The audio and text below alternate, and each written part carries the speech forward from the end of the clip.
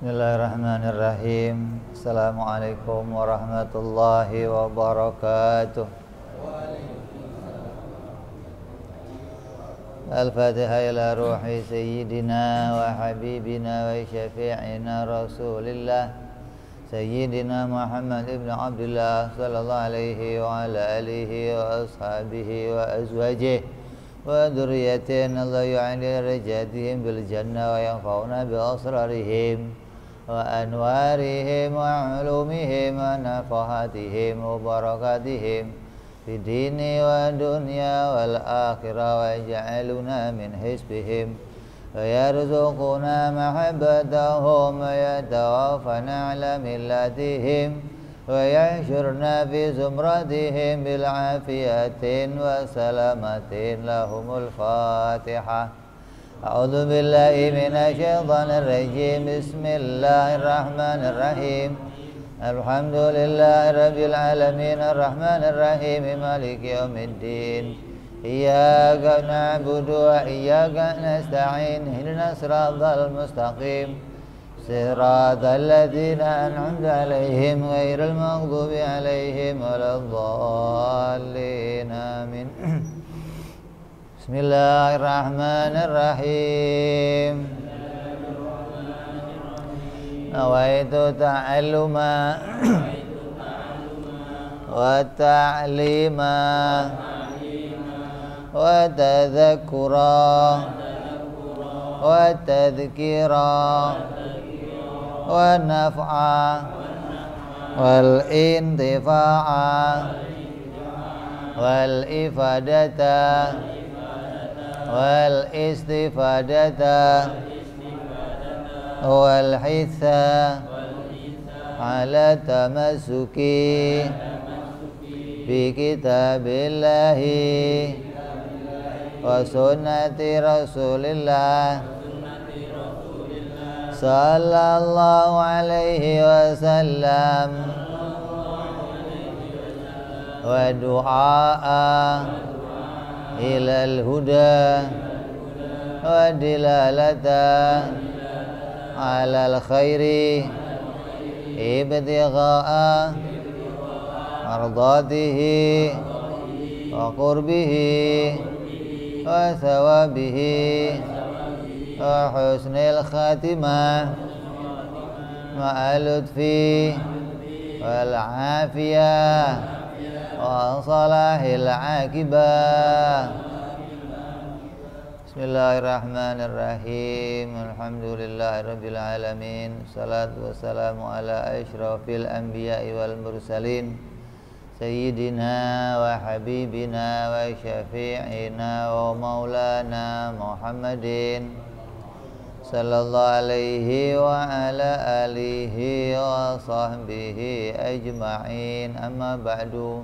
Qala musanniful kitab rahimahullah wa ghafara lahu wa liwalidayhi wa nafa'ana bihi fid darain. Allahumma aftah qulubana futuhal arifin wa bihikmatika wansur alaina birahmatika ya arhamar rahimin.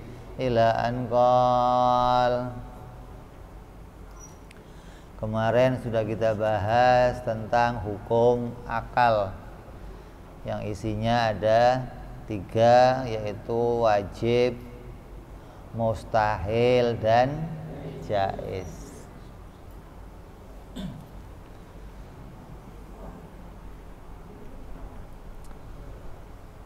Al-Quran itu bentuknya teks.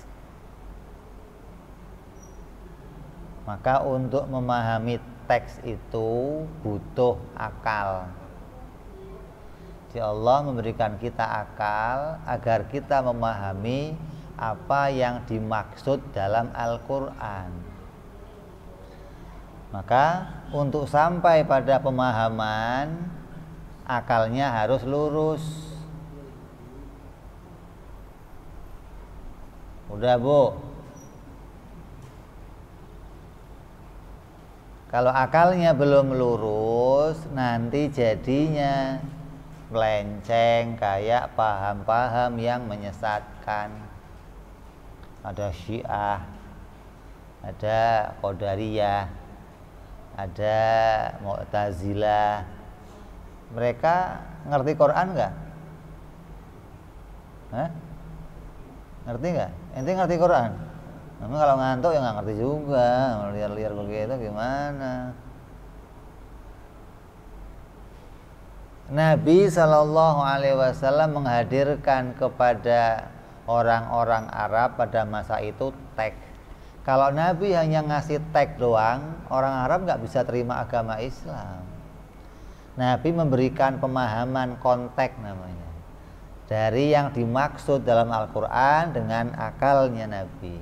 Nabi mengajarkan bagaimana memahami Al-Quran. Gak mungkin Nabi datang kepada orang Arab, hei orang Arab, qul huwallahu ahad, Tuhan satu ya. Gimana sih? Kan gak begitu. Apa buktinya kalau Tuhan satu? Apa buktinya Tuhan itu kuasa? Apa buktinya Tuhan itu gak bertempat? Satu persatu Nabi tunjukkan dengan apa?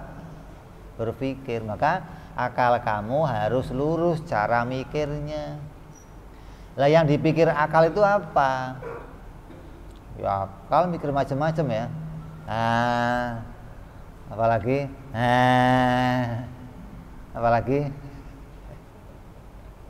akal. Tapi hasilnya hanya ada 3 keputusan. Akal itu hanya punya 3 keputusan. Yang pertama, akal menetapkan sesuatu itu wajib adanya. Yang kedua, akal memutuskan mustahil adanya. Yang ketiga, boleh saja adanya.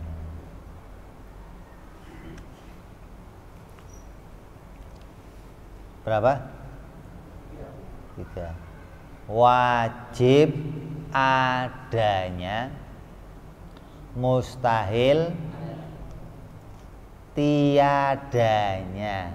Wajib adanya itu sama dengan mustahil tiadanya.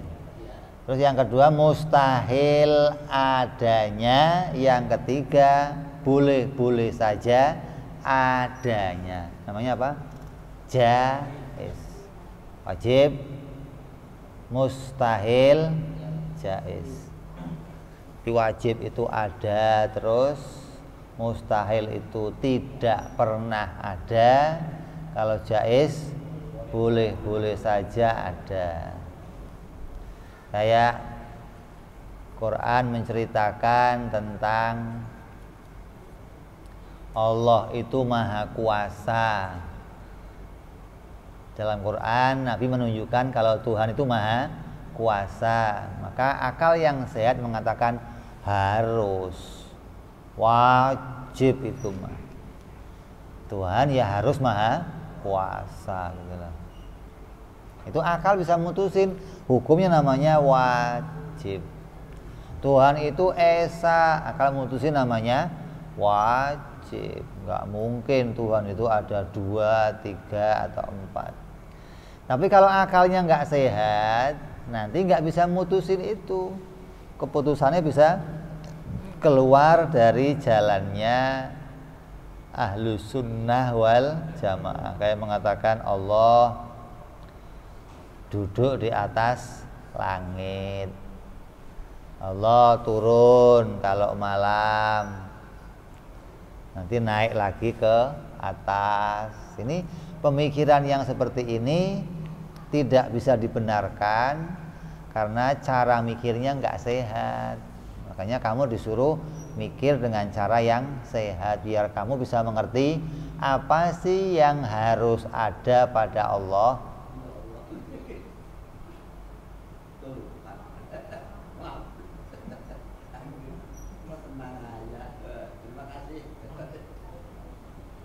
Cerdas ya.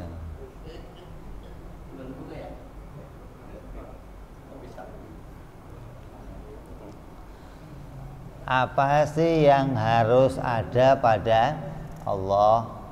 Apa sih yang mustahil ada pada Allah? dan apa yang boleh-boleh saja ada pada Allah. Ini mau kita putuskan. Oh, kalau Allah turun, oh enggak mungkin. Kalau Allah duduk, oh enggak mungkin. Kalau Allah mati, enggak mungkin. Ini akalnya berpikir namanya. Begitupun pada perkara-perkara yang lain yang berkaitan dengan sifat-sifat ketuhanan. Dan akan kita putuskan pula apa yang wajib, apa yang mustahil, apa yang jaiz bagi para nabi dan rasul. Jadi pengertian wajib adalah ma la yakbalul intifa, barang yang tidak menerima si barang itu tiada, tapi sebaliknya hanya menerima ada. Mustahil ma la yakbalus subut, yaitu perkara yang tidak pernah ada, tapi sebaliknya selalu tiada. Jaiz ma yakbalu subuta wal intifa'a ala sabilit tanawub, yaitu barang yang menerima si barang itu ada dan menerima tiada dengan jalan bergantian, kadang ada kadang tiada. Jadi seluruh kitab ini akan membahas 3 perkara ini: wajib, mustahil, jaiz, yang ada pada Allah maupun yang ada pada para rasul. Terus kenapa wajib, wa mustahil, jaiz ini didahulukan pembahasannya? Biar kamu jangan salah memahami dengan hukum-hukum yang lain. Karena dalam agama itu hukum gak cuma hukum akal saja, ada pula hukum syariat yang isinya apa? Wajib, haram, sunnah, makruh, mubah. Itu isinya hukum syariat, isinya hukum syar'i. Dalam hukum syar'i juga ada kalimat, ada hukum wajib. Dalam hukum akal juga ada hukum wajib. Lah, wajib menurut syariat dan wajib menurut akal jangan sampai tabrakan, jangan sampai salah menetapkan. Wajib menurut syariat itu yang siapa melakukan hal tersebut mendapatkan pahala, siapa yang meninggalkan mendapatkan dosa. Itu wajib menurut syariat. Kalau wajib menurut hukum akal, sesuatu yang tidak pernah tiada, itu namanya wajib. Seperti zatnya Allah, ya wajib adanya. Benarnya para nabi, wajib adanya. Artinya sifat itu tidak pernah tiada pada dirinya Allah, tidak pernah tiada pada nabi. Maka sifat-sifat yang nggak pernah tiada itu disebut namanya sifat yang wajib. Jadi kalau ada kalimat begini, wajib bagi Allah, pasti maksudnya wajib itu wajib hukum akal. Ya, wajib bagi nabi, maka wajibnya pasti wajib menurut hukum akal. Kalau wajib bagi manusia, pasti wajibnya wajib syariat, gitu loh. Ini harus bedain nih. Kalau kamu nemu di kitab-kitab, nemu di dalam hadis, Allah mewajibkan bagi manusia, oh pasti wajibnya wajib syariat, yang artinya siapa yang ngerjain dapat pahala, yang meninggalkan dapat dosa, gitu loh. Jadi kamu harus bisa memahami dua ini. Kalau ada kamu temukan dalam hadis wajib bagi Allah, maka maksudnya wajib menurut akal. Wajib bagi para nabi, pasti itu maksudnya wajib akal. Jadi paham ya? Ada bedanya nih. Jangan sampai nanti di tengah-tengah kita ngomong Allah wajib kudrat. Kamu nanya wajib maksudnya apa, Bib? Ketak yang begitu. Udah diomong wajib bagi Allah, maksudnya wajib akal. Kalau wajibnya bagi manusia, wajib syariat. Ini bedakan ini dua ini, jangan sampai nanti nggak paham. Makanya di dalam nazam Aqidatul Awam itu ada nazam begitu. Wa ba'du fa'lam bi wujubil ma'rifat min wajibin lillahi isyrina sifat. Wa ba'du, dan setelah fa'lam biwujubil ma'rifat, dan setelah kamu mengetahui tentang kewajiban ma'rifat bagi manusia, wajib ma'rifat bagi manusia, setelah kamu tahu hukumnya wajib ma'rifat bagi manusia, maka kamu setelahnya wajib tahu ma'rifat bagi Allah. Setelah kamu tahu wajib bagi manusia, maka setelahnya kamu akan diajarkan wajib bagi Allah 20 sifat. Ada dua wajib di situ. Wajib bagi manusia, wajib bagi Allah. Di situ nggak ada keterangannya wajibnya wajib apa. Tapi kamu harus ngerti, oh kalau wajib bagi manusia, wajib ma'rifat, wajib sholat, wajib haji, mesti wajibnya wajib syariat. Kalau wajibnya bagi Allah, wajib bagi Nabi, mesti wajibnya wajib akal. Nah sekarang kita masuk pada pembahasan. Jadi jangan nanya lagi ya tentang wajib, mustahil, jaiz. Artinya ini hukum akal, hukum syariat, hukum adat tidak kita bahas dalam kitab ini. Kitab ini hanya membahas hukum akal saja. Karena kitab ini akan bicara hanya tentang dua hal, sifat Allah dan sifat para rasul. Maka untuk tahu dua itu pakainya wajib, mustahil, jaiz, bukan pakai wajib syariat.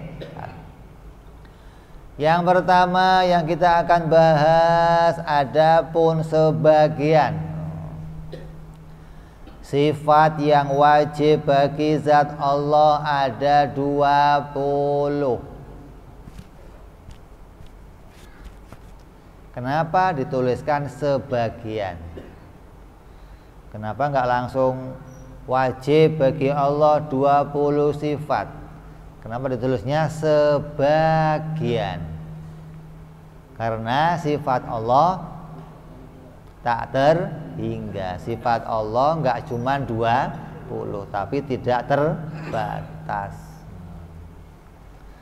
Adapun akal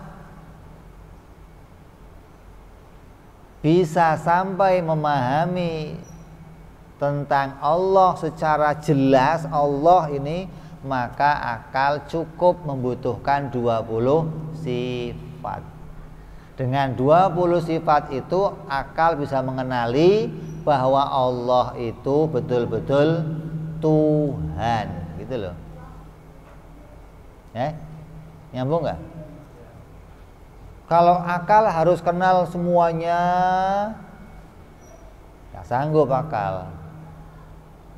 Atau akal harus kenal 99 nama Allah dalam Al-Quran, baru kenal Allah kebanyakan. Kenapa? Karena 99 itu nggak cuman bicara sifat Allah, tapi juga bicara perbuatannya Allah. Nah, kalau dalam 20 sifat itu kita ringkas perbuatan Allah yang banyak, kita jadikan satu, namanya kudrat.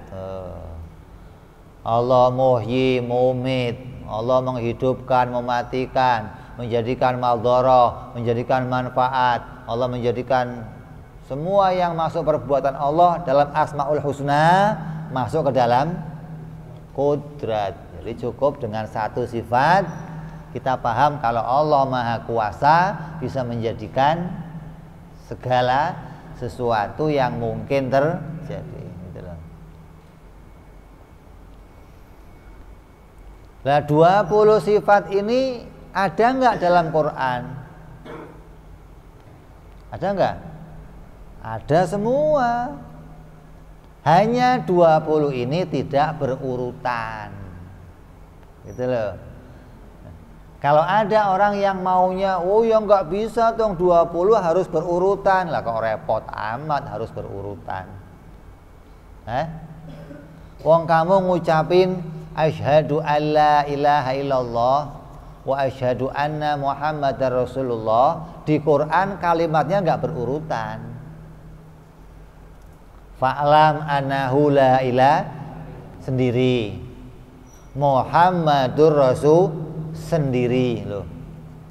Tapi waktu kamu syahadat kamu jadikan satu, padahal di Qurannya pisah-pisah gitu loh.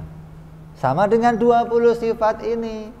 Di Qur'annya bisa-bisa sifat wujud, qidam, baqa, mukhalafal hawadis, qiyamu binafsi, sifatnya bisa. Tapi ulama yang cerdas kemudian tahu bahwa sifat ini satu sama lain berkaitan yang menunjukkan maknanya ketuhanan. Maka dikumpulkan oleh ulama, dijadikan satu pedoman untuk mengenali Allah Subhanahu wa ta'ala. Gitu loh. Jadi kamu harus tahu kenapa kok ngajinya kok sifat 20 di zaman Nabi nggak diajarin. Kata siapa? Di zaman Nabi nggak diajarin. Lunya aja nggak di zaman itu main mutusin nggak diajarin. Kalau zaman Nabi nggak ngajari hukum akal, apa mungkin kira-kira Nabi cuma bawa teks doang? Iman dong, percaya dong, ini tulisannya begini loh. Ini tulisannya begini, kalau nggak kafir kamu. Kata mereka, urusan apa sama lo? Nggak mungkin Nabi bawa teks doang, nggak mungkin. Nabi bawa teks sambil menjelaskan maksud dari teks tersebut dan menetapkan hukum-hukumnya kepada mereka hingga mereka bisa paham, oh, apa yang ada dalam Quran itu konteksnya nyata, konteksnya benar, menyebutkan tentang sifat-sifat Allah, menyebutkan tentang perintah-perintah Allah, menyebutkan tentang berita-berita dari Allah. Itu yang Nabi sampaikan dari Al-Quran. Hingga jangan sampai nanti kita salah paham, mau belajar sifat Allah kok cuma 20. Enggak cuma 20, enggak. Di sini disebut sebagian. Dari sifat yang wajib bagi Allah ada 20 dan sebagian dari yang mustahil juga 20. Aslinya yang wajib ada berapa? Tak terbatas. Yang mustahil ada berapa? Tak terbatas. Gitu loh. Sifat kesempurnaannya Allah itu enggak terbatas. Sempurna itu maksudnya apa? Sempurna itu sifat yang layak dipuji, itu namanya sifat sempurna. Lah semua sifat Allah itu sempurna. Nggak ada satupun sifat Allah yang nggak layak dipuji. Sebaliknya, sifat yang nukus, yang cacat itu nggak akan ada pada Allah. Yang bagaimana sifat yang cacat? Sifat yang nggak layak dipuji, gitu loh.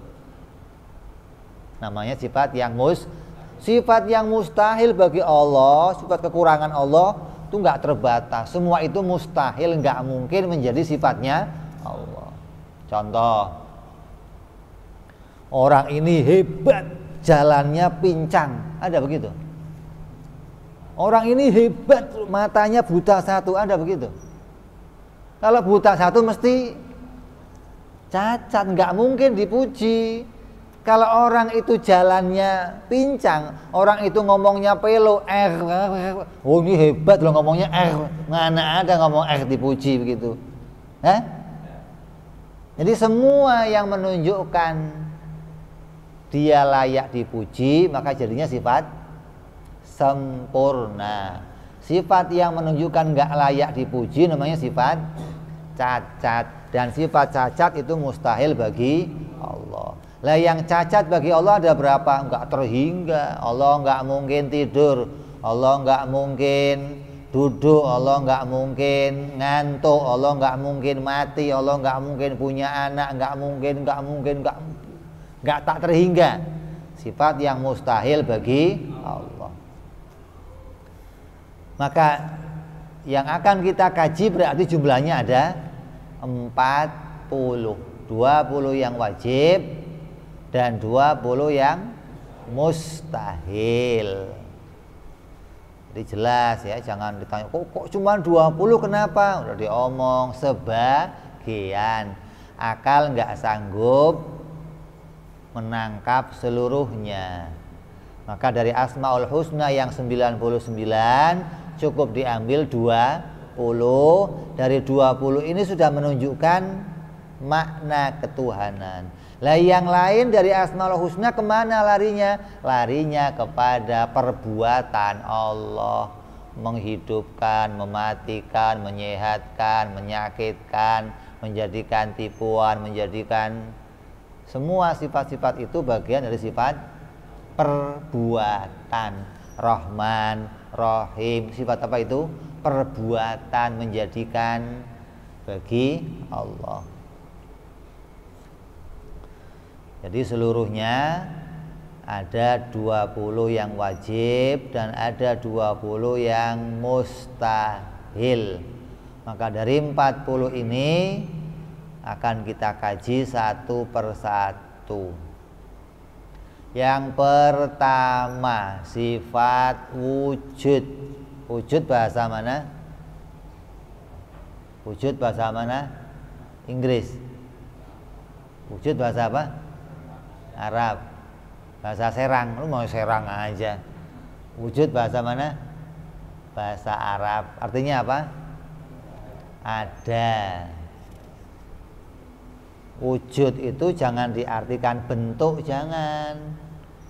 Oh ini berwujud berarti berbentuk, bukan. Nggak ada hubungannya. Wujud itu bahasa Arab, artinya ada. Kalau bahasa Sundanya ayak, bahasa Jawanya ono. Itu anak bahasa Tegal. Anak, bapaknya anak semua. Ibunya anak semua Tegal mah. Nggak ada yang lain. Ya kalau bahasa Sundanya ayak, bahasa Jawanya ono, bahasa Indonesianya ada. Tuhan itu ada. Karena ini sifat wajib yang pertama, berarti kita sebut Tuhan wajib ada gitu loh.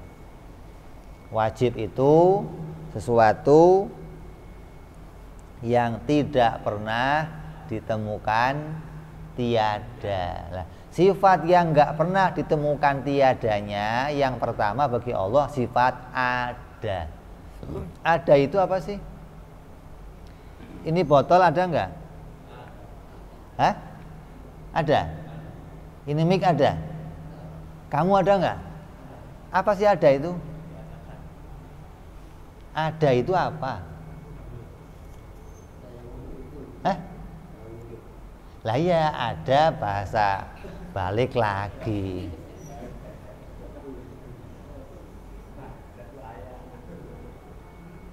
Ada itu ayak sama aja begitu. Ada bahasa Indonesia, bahasa Arabnya wujud. Lah, saya tanya wujud itu apa? Kamu jawab ada nanti. Saya tanya ada itu apa? Wujud. Terus bolak-balik dong. Jadi nggak ketemu gimana mau jelasinnya. Ada itu apa? Ini meja ada, saya ada, tembok ada, kamu ada, matahari ada. Yang disebut ada itu yang bagaimana? Hah? Yang berbentuk. Kalau kentut nggak ada. Gua kentutin sini. Ada nggak kentut? Saya tanya ada nggak? Kalau nggak ada sini gua kentutin loh. Ada nggak? Ada. Jadi ada itu apa?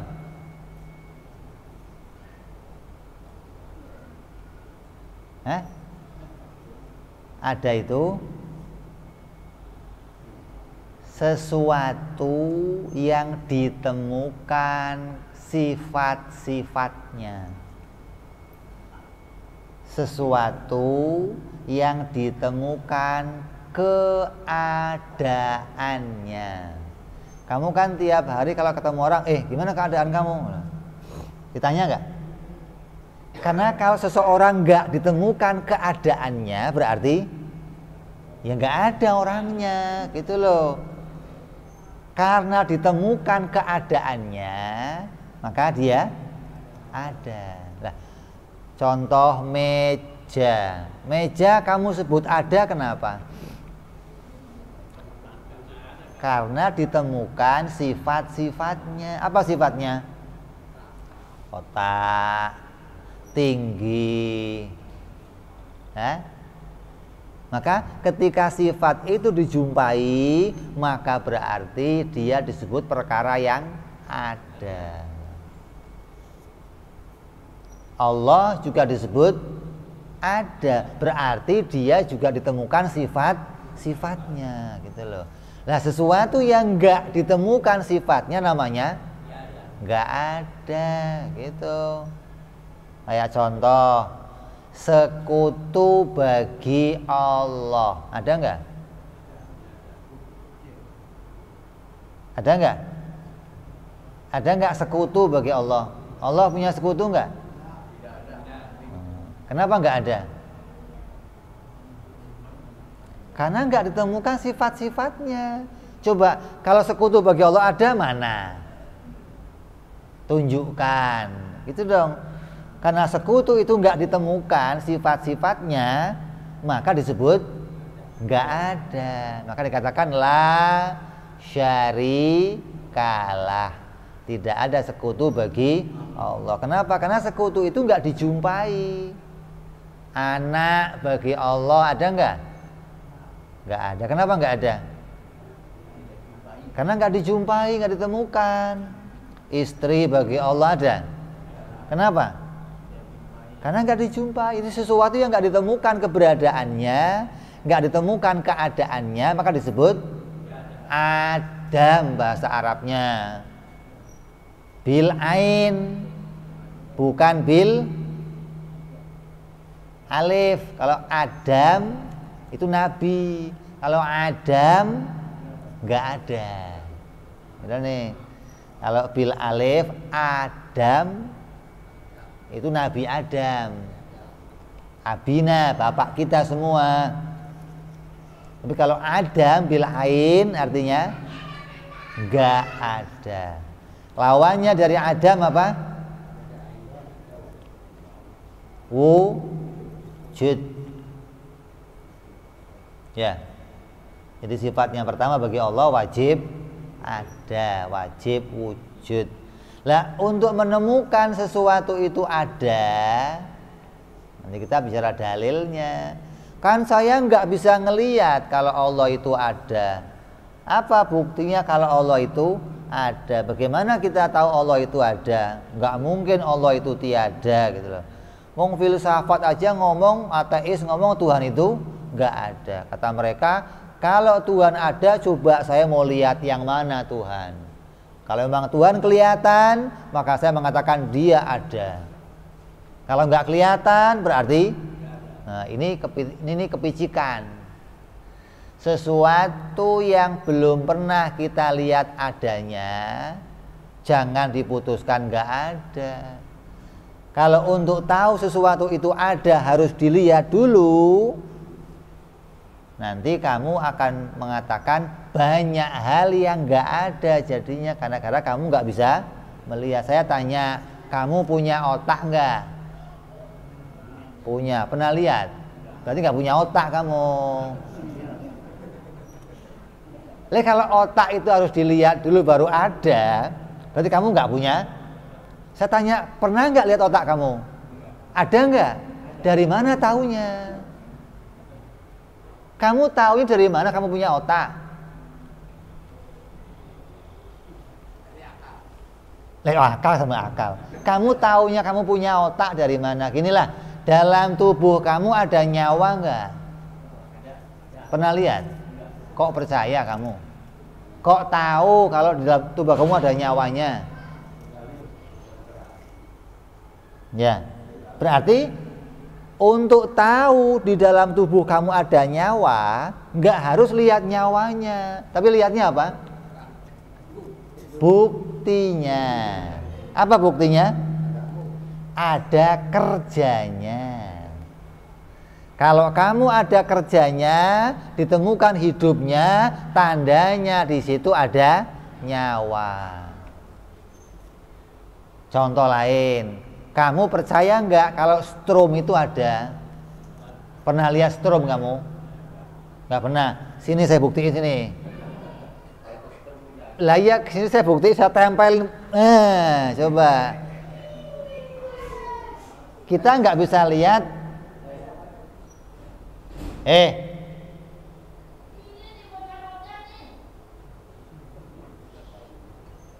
Kita nggak bisa lihat yang namanya strom. Bisa lihat? Bisa lihat nggak strom? Nggak bisa. Tapi kok kita percaya, kita tahu, kita yakin strom itu ada, bagaimana? Ada buktinya. Buktinya apa? Lampu nyala. Kalau lampu kamu colok ke hidung kamu, nyala nggak?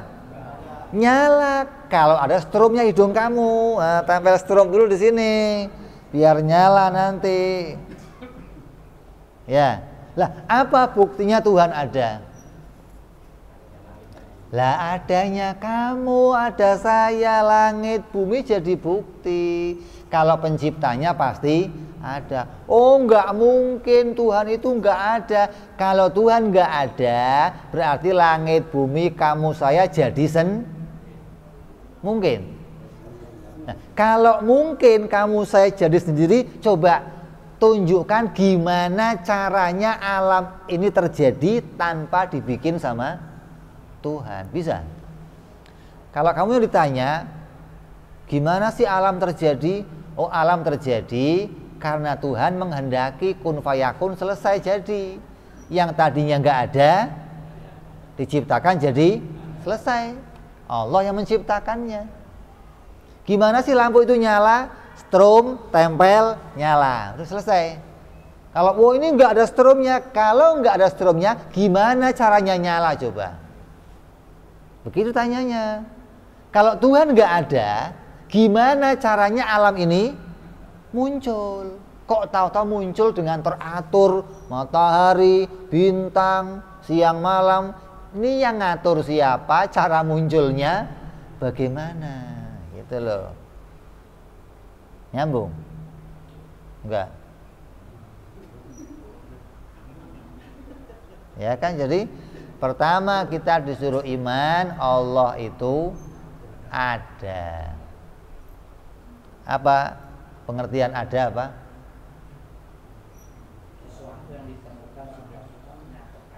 Nah, sesuatu yang ditemukan sifat-sifatnya atau keadaannya. Sebaliknya, sesuatu yang enggak dijumpai sifat-sifatnya, enggak dijumpai keadaannya, namanya enggak ada. Mustahil. Namanya enggak ada. Kalau dijumpai sifat-sifatnya, namanya ada. Maka disebut wujud itu apa? Wujud itu subutul hal. Kalau Adam, nafiyul hal. Wujud itu ditemukan keadaannya. Kalau Adam, tidak ditemukan keadaannya. Lah Allah ada enggak? Allah ada. Ditemu? Ditemu. Gimana cara lihatnya? Saya enggak ngelihat. Lihatnya jangan pakai mata, tapi pakai hati, pakai ilmu. Mana pengetahuannya? Bagaimana cara nemunya? Sesuatu yang muncul di alam ini tadinya enggak ada, terus jadi pasti ada yang bikin, gitu dong. Jadi walaupun saya nggak ngelihat Allah secara langsung, nggak lihat Tuhan pakai mata saya, tapi dengan melihat langit bumi saya tahu penciptanya pasti ada. Dengan kamu lihat lampu itu nyala, kamu tahu strom itu pasti ada. Dengan kamu lihat gerak-geraknya tubuh kamu tahu nyawa itu ada. Walaupun saya nggak pernah lihat. Lah, sesuatu yang sudah diketahui adanya, nggak perlu tanya di mana tempatnya. Kalau ada orang nanya gimana, nyawa kamu di mana? Repot nggak jawabnya? Mau ngomong di atas gimana? Oh, nyawa saya dijentik, dikelingking namanya. Kelingkingnya potong. Hidup nggak kamu? Masih hidup, berarti nggak dikelingking. Coba tangan potong, masih hidup. Jadi nyawa kamu di mana? Apa di leher nyawanya? Apa di kepala? Apa di jantung? Pokoknya ada nyawanya, selesai. Gitu loh. Nggak perlu tahu nyawanya di mana ya, di atas apa di bawah, di tengah apa di pinggir, nggak usah tahu. Nah, kalau ada orang nanya, kalau memang Allah itu ada di mana? Goblok. Sesuatu yang sudah diketahui adanya, nggak perlu nanya di mana tempatnya. Kayak ngomong, strom ada nggak? Ada. Di mana coba stromnya?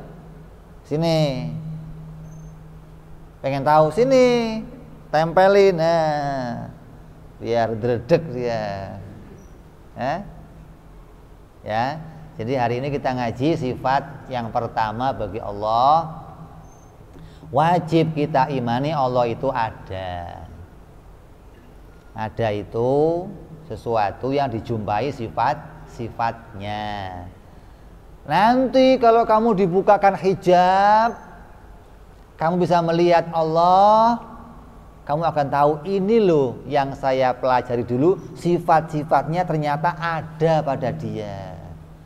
Dia melihat, dia mendengar, dia bicara, dia kuasa, dia mengetahui. Kamu akan lihat semua sifat-sifat itu ada pada Allah.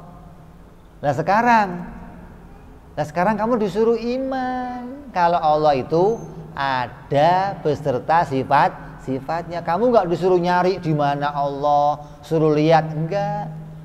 Cukup kamu iman Allah itu ada, dan kamu iman kepada nabinya, jalankan perintahnya. Itu tugas kita sebagai hambanya Allah. Ngakuin kalau Allah Tuhan, kalau saya hambanya. Ya, jadi sifat yang pertama wajib Allah itu ada. Lawannya mustahil Allah itu tiada. Beda dengan kita. Kalau kita, kamu ada nggak? Ada. Tadi kamu di sini nggak? Nggak. Sekarang di sini. Nanti malam, berarti kamu kadang ada di sini, kadang nggak ada. Berarti ada kamu itu nggak jelas. Kadang ada, kadang nggak ada. Yang adanya jelas justru adanya Allah. Dulu Allah ada. Sekarang, nanti, berarti Allah itu jelas adanya. Kok kalau Allah mah nggak jelas, Beb? Nggak jelas dasmu. Kamu yang nggak jelas justru kadang ada, kadang nggak ada. Berarti adanya kita bukan perkara wajib, tapi jaiz. Ada ya boleh, tidak ada juga boleh. Jadi wujud kita itu bukan wujud yang hakiki, bukan asli wujud, bukan. Kita itu enggak asli wujudnya, tapi diwujudkan. Lah, sesuatu yang diwujudkan jangan kamu bangga-banggakan. Kenapa? Karena akan berubah. Tadinya kecil, oh imut-imut ya, begitu gede, amit-amit ya Allah, begitu amat sih loh. Kenapa? Karena bukan wujud yang hakiki gitu loh. Wujud yang mengalami perubahan. Maka Allah bisa merubah kita kapan saja sesuai dengan kehendaknya Allah. Jangan terus bangga, oh, saya mau ganteng. Ganteng sekarang loh. 2 hari lagi ya kaya, saya mau kaya. Oh sekarang kaya kamu, 2 hari lagi kenapa? Mengalami perubahan. Karena wujud kita bukan wujud yang hakiki. Kamu sehat, oh bangga saya sehat. Oh bentar lagi ya, begitu stroke ya salah. Jadi jangan bangga sama wujud yang bukan hakiki. Maka wujud yang bukan hakiki ini hanyalah penampakan dari kudratnya Allah. Kita ini diwujudkan oleh Allah, dan apapun yang ada pada kita itu menampakkan sebagaimana keadaannya Allah. Kamu diciptakan jadi hidup, kamu diciptakan jadi pinter, kamu diciptakan jadi orang yang kuat, kamu diciptakan jadi orang yang berhasil, jadi orang yang mukmin. Maka ini semua penampakan dari sifat-sifatnya Allah Subhanahu wa ta'ala. Sebelum kita diciptakan, Allah itu maha menghidupkan enggak? Dia maha menghidupkan. Allah bukan terus, oh Allah itu menghidupkan setelah kita hidup. Sebelumnya Allah enggak bisa ngidupin. Lo kira Allah baru bisa gitu maksudnya? Sebelum kita muncul, Allah juga zat yang maha menghidupkan. Allah maha mematikan. Semua sifat-sifat ini tetap pada Allah Subhanahu wa ta'ala. Mau bikin alam ya Allah begitu, enggak bikin alam Allah ya begitulah. Nah ketika alam dibikin, alam ini jadi representasinya Allah, penampakan dari sifat-sifat Allah Subhanahu wa ta'ala. Katakan makanya Allah bertajalli. Tajalli itu apa? Menampakkan sifat-sifatnya, tapi bukan wujud sifatnya nongol, bukan. Pengetahuan kita melihat sesuatu, jadi kita tahu sifat-sifatnya Allah. Contoh kayak begini, kamu lihat bangunan, bangunannya indah, kokoh, tinggi, bagus. Ketika kamu lihat bangunan itu pertama kali, kamu katakan yang bangun pinter nih. Padahal kamu nggak lihat kan? Tapi kamu bisa ngomong yang bangun, lah itu yang mau Allah tampakkan. Tubuh kamu itu luar biasa isinya. Ada urat, ada. Kalau tubuh kamu sobek dikit, yang terjadi apa? Sobek dikit, yang terjadi apa? Terus akan muncul serat-serat lembut yang banyak menutup hingga darah berhenti. Itu pengaturan yang luar biasa. Nggak sanggup kamu jumpai pada yang lain, nggak sanggup. Allah bisa membentuk serat-serat itu, darah berhenti menutup. Oh, ini menampakkan apa? Yang bikin pinter banget gitu loh. Sampai kepada semua sifat-sifat yang lain, kalau kamu amati diri kamu, maka kamu akan jumpai, mengenal kepada Allah Subhanahu wa ta'ala. Jadi yang pertama yang kita kaji hari ini, wajib Allah ada. Adanya Allah ada yang hakiki, disebut namanya wajibul wujud. Wujud yang enggak pernah enggak ada gitu loh. Berarti selalu ada. Kalau wujud kita jaiz, bukan wajibul wujud tapi jaizul wujud atau mungkin wujud. Ada ya boleh, enggak ada juga boleh. Ketika kita diadakan oleh Allah, maka adanya kita bukan ada yang hakiki, ada yang mengalami perubahan, yang berganti-ganti, yang berubah-berubah. Ya, wa yuhyi wa yumit. Allah yang menghidupkan dan mematikan. Sekarang kita hidup nggak? Matinya kapan? Matinya kapan? Nggak ada matinya, nggak ada. Setelah kamu hidup sekarang, kamu nggak akan jumpai diri kamu mati lagi, nggak. Adanya pindah alam. Dari alam rahim dipindah kemana? Ke alam dunia. Di rahim hidup nggak? Hidup. Muncul ke hidup. Nanti pindah lagi kemana? Ke alam kubur. Hidup nggak? Hidup. Bukti hidupnya apa?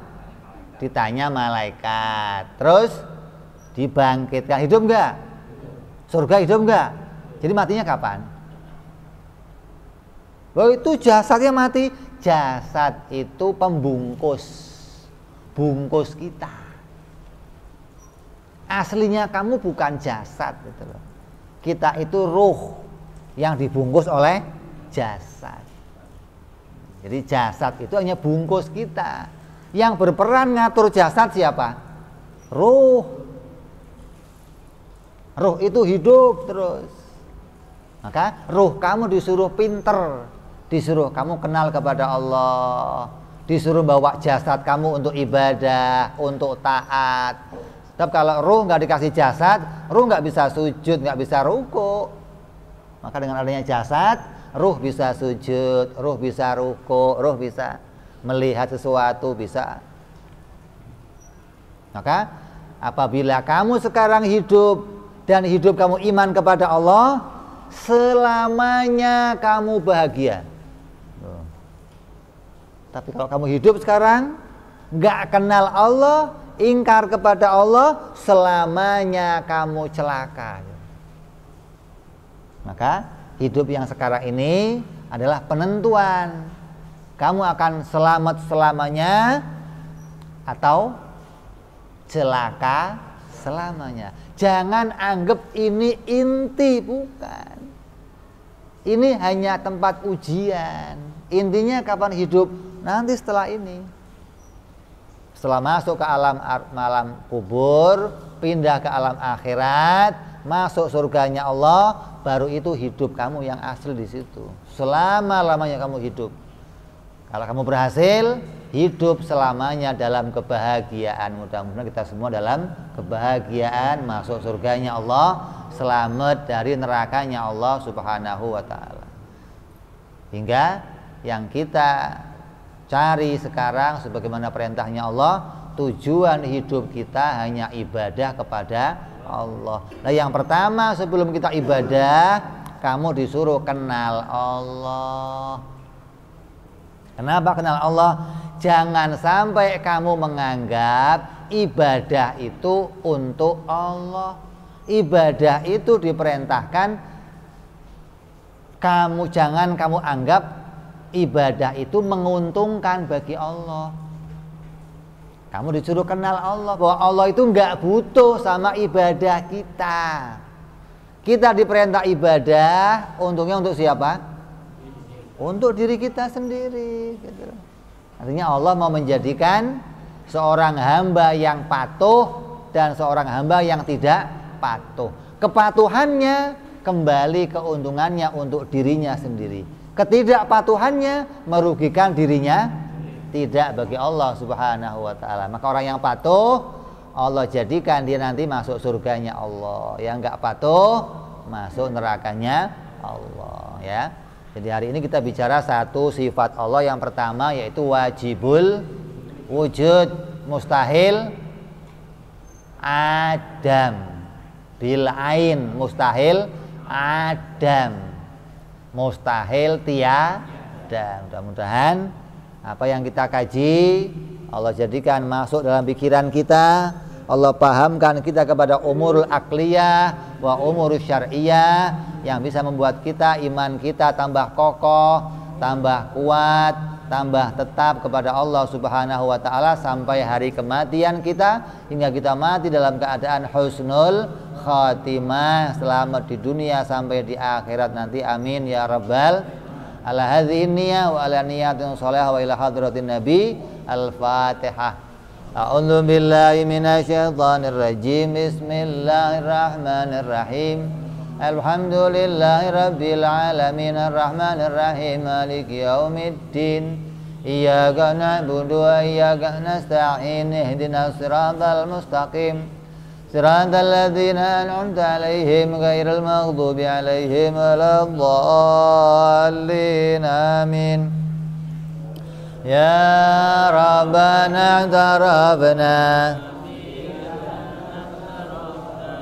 wa annana asrafna ala ladha ashrafna fatub tauba taghsili kulli hauba fastolana aurati wa amini rawati waghfir Rabbi wa mauludina wal ali wal ihwani wa sairil hillani wa kulli dhi mahabbah au jiratin au suhbah wal muslimina ajma' amina Rabbi isma' fadlan wa judan manna la biktisabi minna bil mustafa rasulina dhabi kulli suli salla wa sallam Rabbi alaihi addal habbi